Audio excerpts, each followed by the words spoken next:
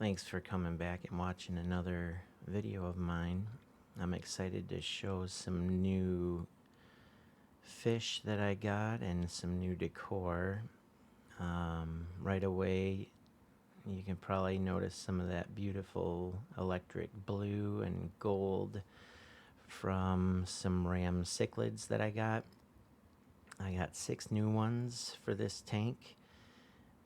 I got 2 more electric blue balloon rams, 2 golden balloon rams, and 2 German balloon rams. When I say balloon, it means that shorter, more rounded body style instead of something that looks more like an African cichlid. So these Ram cichlids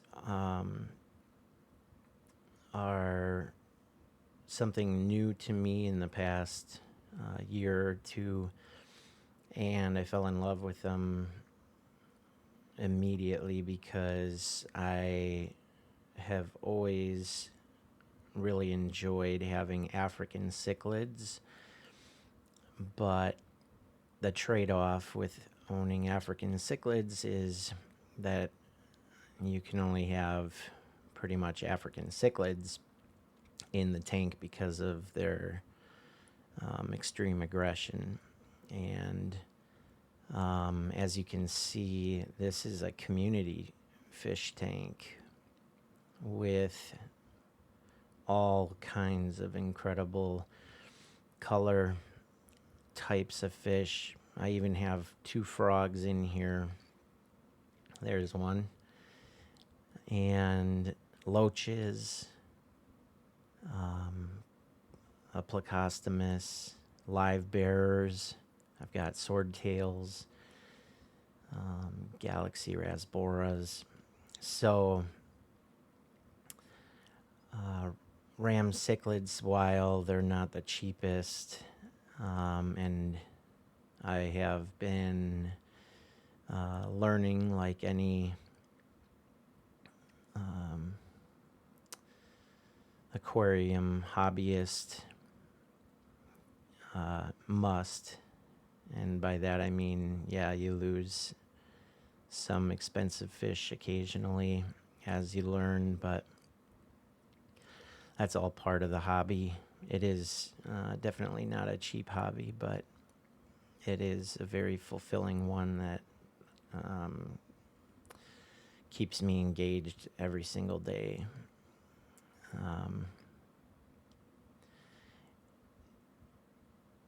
Which I really do enjoy. I hope that I've been able to share some things, ideas for others, and if I'm able to help you go through and prevent expensive mistakes, I will certainly try and do so.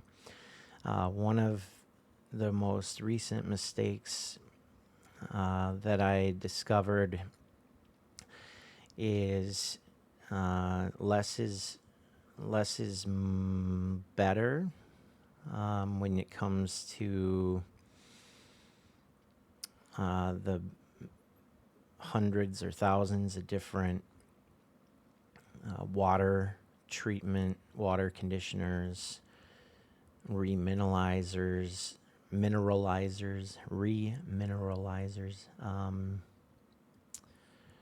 all those products that are out there,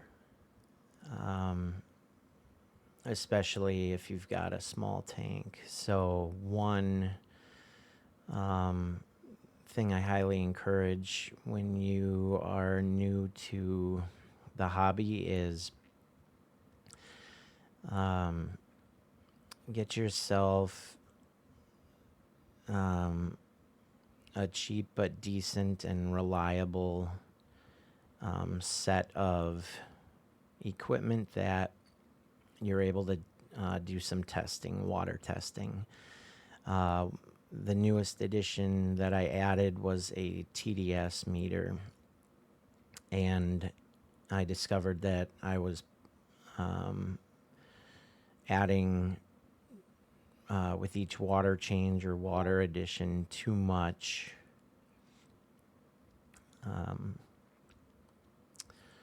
Alkaline and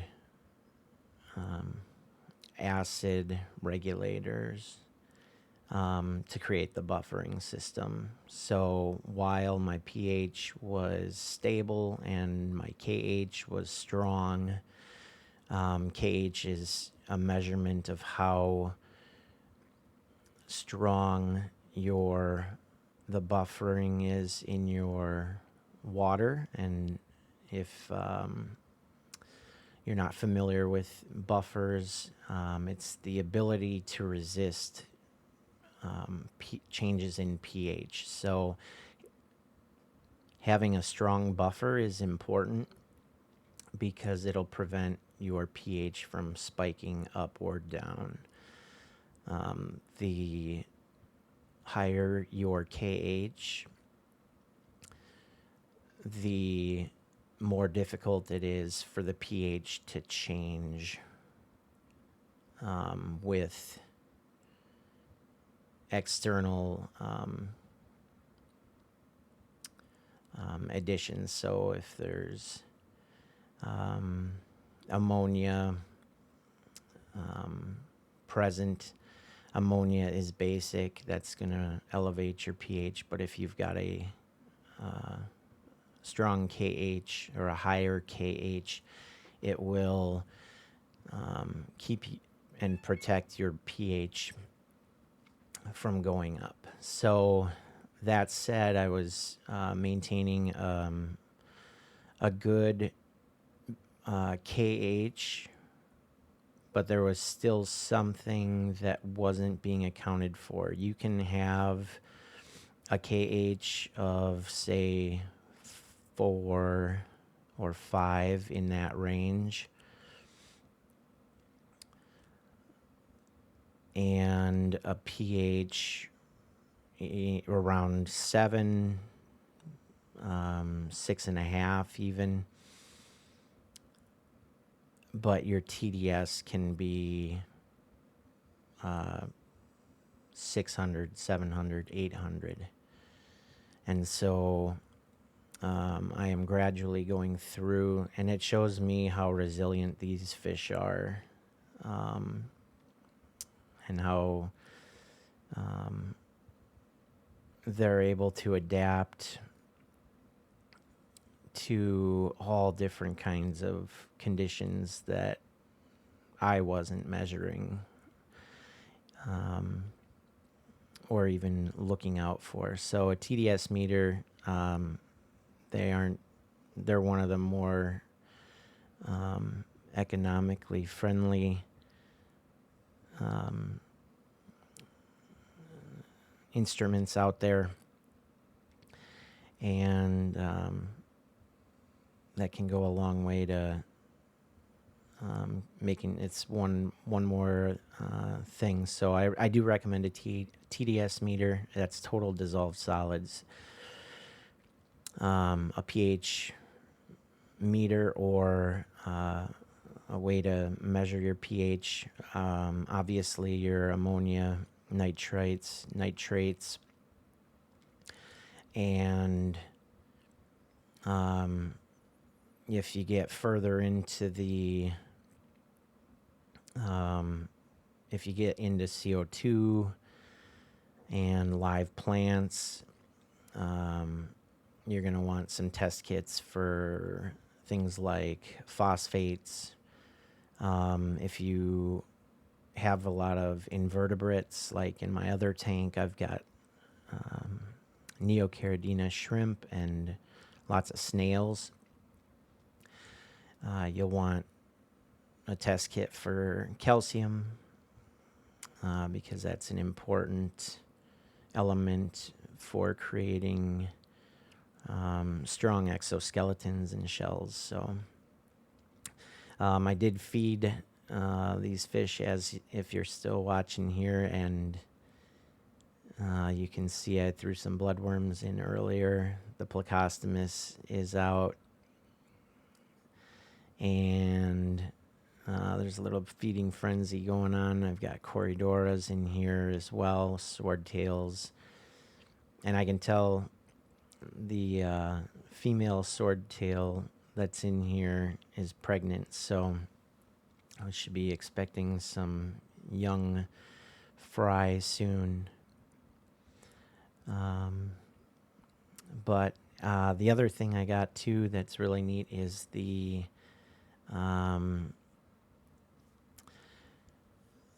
tree, the bonsai tree, and I'm just waiting. I just put it in bare. I'm not sure what I want to do with it yet in terms of what kind of plants I'm going to put on there.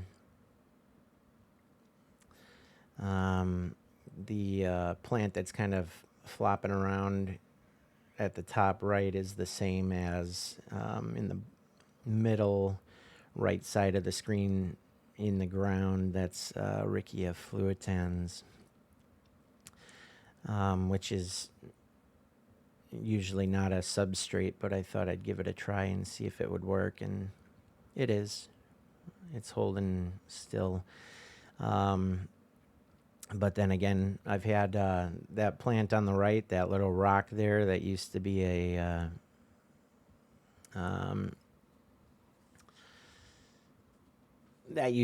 live plant. That's a boost plant that's no longer doing so hot. So I'm going to have to figure out what I want to do, because live plants are expensive as well. And to cover this tree, you could easily spend a couple $100 trying to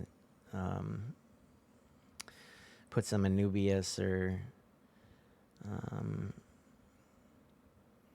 some boost plants on there as well. But if you've got any recommendations for bonsai trees, something that's, I do have CO2 in this tank, so I do have a Kessel Tuna 360 overhead light, so I do have plenty of light, CO2. But if you've got experience growing plants, epiphytes that go well with bonsai trees, put a comment out there for me if you don't mind, and I will certainly look into it, because yeah, it's a beautiful tree. Those trees are not cheap either, but they're just such a really neat focal piece, or a centerpiece, focal point in the tank. And I might do some rearranging because that tree is big enough. I do have a smaller one and a second one that I could put in there and take out that spider wood off to the right in the back. And I've got some Amazon swords. I've got some other things kind of growing behind it that I threw in here when the tank was first cycling, and they've done, swords do well, but they're definitely hidden behind this tree. So I'm going to leave you with that. Thanks again for watching. If you have any questions, feel free to throw them in the comments. I do respond pretty quickly, and I'm interested to hear if you've got any questions or thoughts, comments, anything like that. So thanks so much, and thanks for watching.